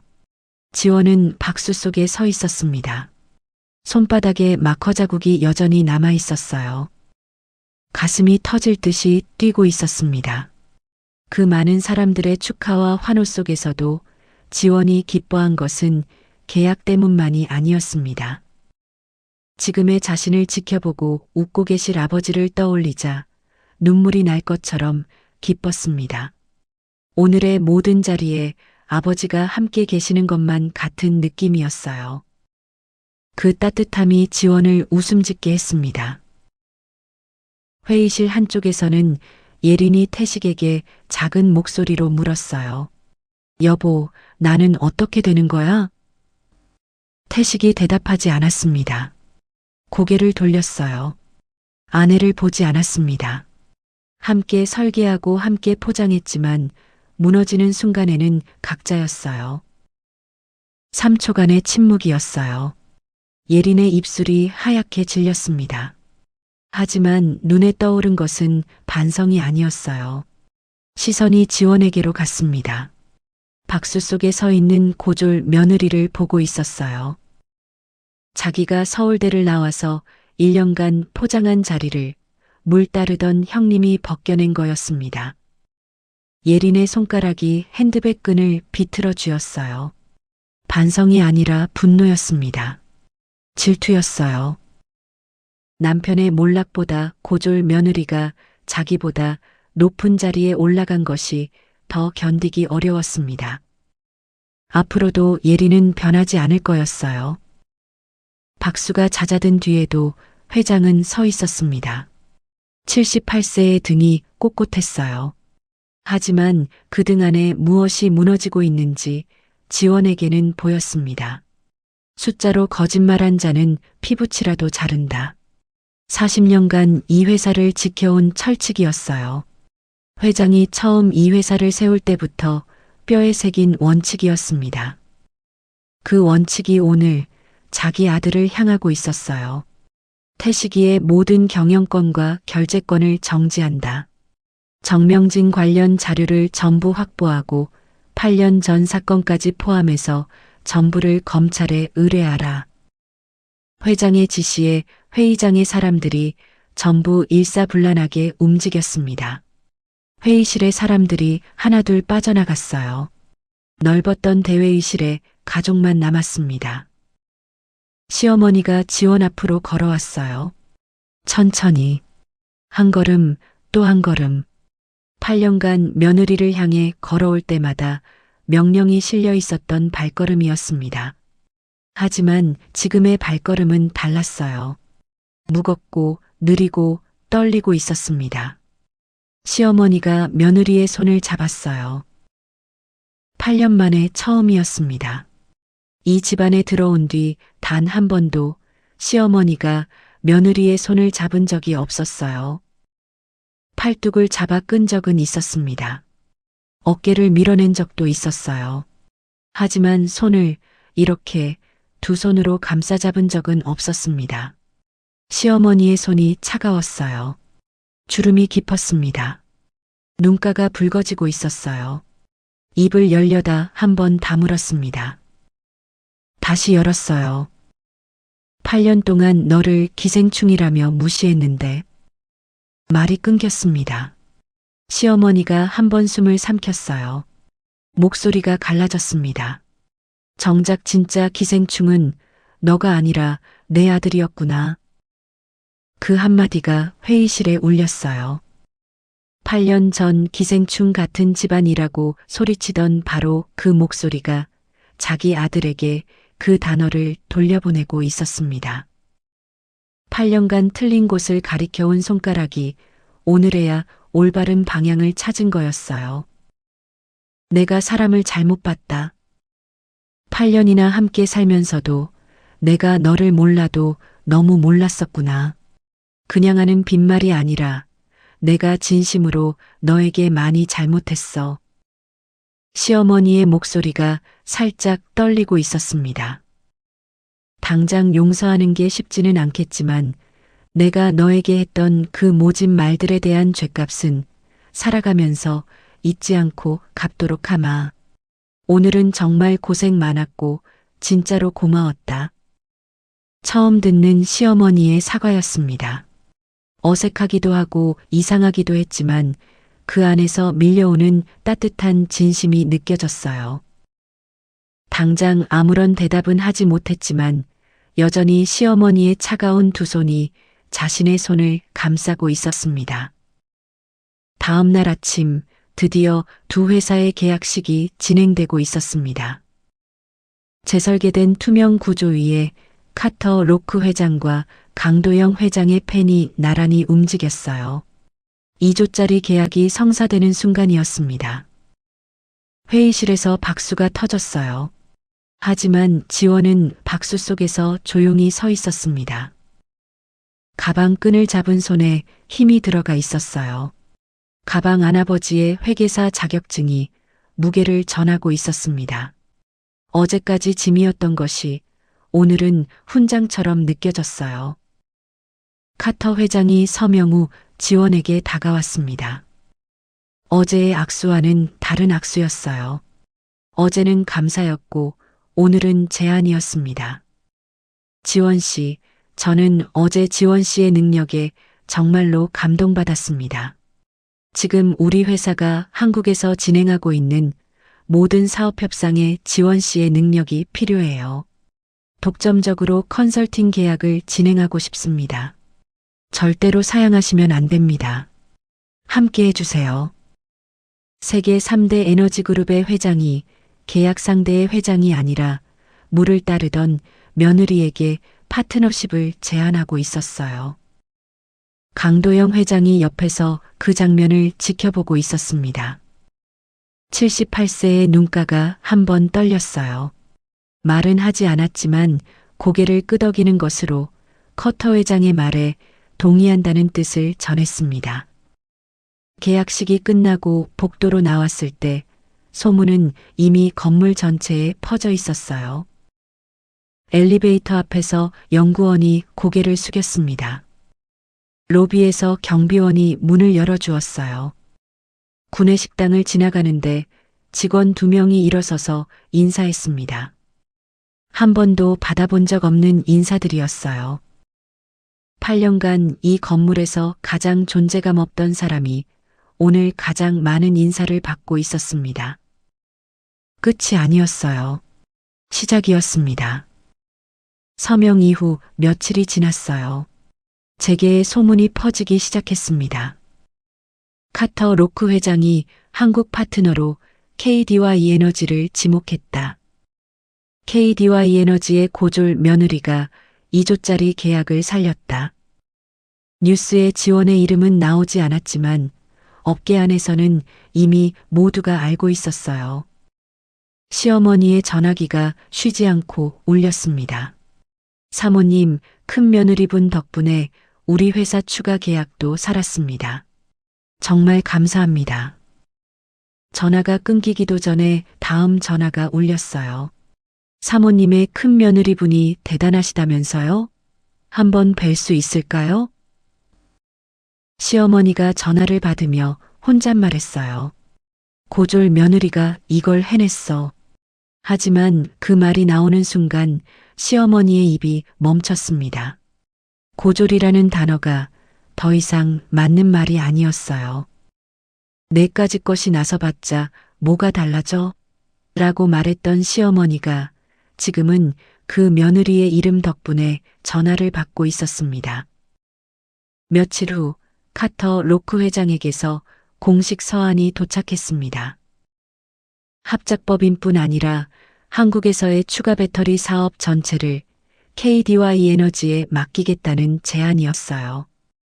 서한과 함께 친필 사인이 담긴 작은 초대장이 하나 들어 있었습니다. 카터 회장이 지원과 가족 전원을 미국 실리콘밸리 본사에 초대하는 내용이었어요. 강도영 회장은 이미 미국 합작 공장 시찰 일정이 잡혀 있었습니다. 그 다음 주에 바로 가족들이 함께 카터 회장이 있는 실리콘밸리로 이동했습니다. 본사 로비에서 카터 회장이 먼저 서 있었어요. 셔츠 차림이었습니다. 비즈니스 미팅이 아니라 가족 초대였기 때문이었죠. 시어머니는 아침부터 옷장 앞에서 정장을 3번이나 바꿔 입었어요. 거울 앞에서 진주 목걸이를 매만지는 손이 미세하게 떨리고 있었습니다. 세계 최대 에너지 그룹의 회장이 며느리의 가족을 초대한 거였어요. 이 집안의 회장도 시어머니 자신도 아니라 며느리의 이름으로 불려가고 있었습니다. 회장 강도영이 먼저 악수했어요. 시어머니 태윤이 차례로 인사했습니다. 카터 회장이 한 사람 한 사람에게 정중히 고개를 숙였어요. 마지막으로 지원이 들어왔습니다. 카터 회장의 표정이 달라졌어요. 다른 가족에게 보인 정중함과는 다른 진심이 담긴 미소였습니다. 디너 테이블이 준비되어 있었어요. 카터 회장이 지원을 자기 오른쪽에 앉혔습니다. 가장 중요한 손님의 자리였어요. 디저트가 나온 뒤 카터 회장이 냅킨을 내려놓고 자리에서 일어섰습니다. 오늘은 비즈니스가 아닌 감사의 자리입니다. 영어였지만 지원이 통역하려 하자 카터 회장이 손을 들었어요. 지원 씨가 아니라 전문 통역관을 통해서 자신의 말을 가족들이 한 글자도 놓치지 않고 듣기를 원한 거였어요. 비서가 카터 회장의 영어를 한 문장씩 한국어로 옮기기 시작했습니다. 지난 며칠간 저는 수많은 비즈니스 파트너를 만나왔습니다. 하지만 윤지원 씨 같은 분은 처음이었습니다. 윤지원 씨는 단순히 숫자를 잘 읽는 사람이 아니었습니다. 숫자 뒤에 숨어 있는 진실을 꺼내는 사람이었어요. 시어머니의 등이 곧게 펴졌습니다. 무의식적인 동작이었어요. 제가 만난 비즈니스 파트너 중 가장 뛰어나고 가장 정직한 분이었습니다. 카터 회장이 비서를 돌아보았어요. 비서가 서류 봉투에서 얇은 문서를 꺼냈습니다. 저는 윤지원 씨가 어떤 분인지 궁금했습니다.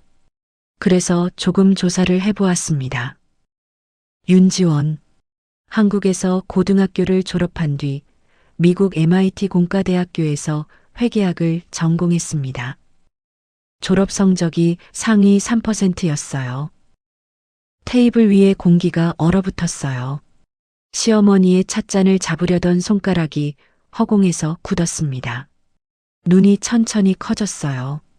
입술이 벌어졌지만 소리가 나오지 않았습니다. 세계 최고 명문 대학 중에 하나인 MIT 공과대학? 그 단어가 시어머니의 귀에 박혔어요. 서울대가 아니었습니다. 서울대 위에 있는 이름이었어요. 우리 집안에 서울대 안 나온 사람 하나도 없는 거 몰라? 라고 소리쳤던 그 입이 지금 한 글자도 내뱉지 못하고 있었습니다. 시어머니의 저울 자체가 며느리 앞에서 먼지처럼 사라지고 있었어요. 커터 회장이 계속해서 말을 이어갔습니다. 그리고 세계 최고 경영대학원인 와튼 MBA를 무려 수석으로 졸업하셨어요. 저도 이거 보고 조금 많이 놀랐습니다. 졸업 후 미국 공인회계사 자격증과 국제 변호사 자격증을 동시에 취득했습니다. 두 자격을 동시에 보유한 한국인은 당시 기준으로 거의 드문 케이스였습니다. 예린의 포크가 접시 위로 떨어졌어요. 소리가 났지만 아무도 돌아보지 않았습니다. 서울대 교환학생이라는 자기 타이틀이 종이 조각처럼 가벼워지고 있었어요. MIT 공대를 수료하고 와튼 MBA를 수석으로 졸업한 사람에게 학벌로 무시를 하고 있었다는 게 믿어지지 않았습니다. 형님, 영어 할 줄이나 알아요? 라고 말하며 소리쳤는데 알고 보니 국제회계사와 변호사 자격을 가진 사람이었던 거예요. 예진의 입술이 떨렸어요. 자기가 쌓아 올린 벽이 얼마나 낮은 것이었는지를 온몸으로 느끼고 있었습니다. 그러나 카터 회장의 목소리가 낮아졌어요. 아버지 윤재성 씨가 기업 비리를 내부 고발한 뒤 조작된 누명을 쓰고 모든 것을 잃었습니다. 아버지의 이름이 범죄자가 되는 순간 윤지원 씨의 모든 졸업장과 회계사와 변호사 자격증도 전부 사용할 수 없게 되었습니다. 카터 회장이 지원을 바라봤어요. 지원의 고개가 숙여져 있었습니다. 무릎 위에 손이 떨리고 있었어요. MIT를 졸업하고 2개의 자격증을 가진 사람이 아버지를 위해 모든 것을 내려놓았습니다. 그리고 이 가족 안에서 8년간 한마디도 하지 않고 버텨왔습니다. 시어머니의 눈에서 눈물이 흘렀어요. 고졸 따위가 뭘 할 수 있겠어? 수백 번은 말했을 거였습니다. 세계 최고의 대학을 나오고 최고의 엘리트였던 며느리에게 배운 게 없으면 몸이라도 움직여야지 라고 말한 거였어요. 시어머니의 시야가 흐려졌습니다. 회장 강도영이 지원을 바라보았어요. 78세의 눈이 젖어 있었습니다. 대단한 며느리를 두고도 몰라봤구나. 회장의 목소리가 갈라졌어요. 카터 로크 회장이 잔을 들었습니다. 윤지원 씨와 이 가족에게 잔이 부딪혔어요. 크리스털 소리가 울렸습니다. 시어머니는 잔을 들지 못했어요. 두 손이 무릎 위에서 떨리고 있었습니다. 사진을 찍었습니다. 실리콘밸리 본사 로비에서 시어머니가 지원의 팔을 잡았어요. 잡아끄는 손이 아니라 팔짱을 끼고 사진 앞에 섰습니다. 태윤이 아내의 어깨에 조심스럽게 손을 올렸어요. 처음으로 사진 속에서 나란히 서는 부부였습니다. 그렇게 8년 만에 처음으로 가족사진의 일원이 되었어요. 카터 회장의 배려에 마음이 따뜻해지는 초대였습니다. 그렇게 다시 한국으로 돌아와 새롭게 얻은 사무실에 앉았습니다. 책상 위에 놓인 저의 자격증 옆에 나란히 아버지의 자격증을 놓았어요.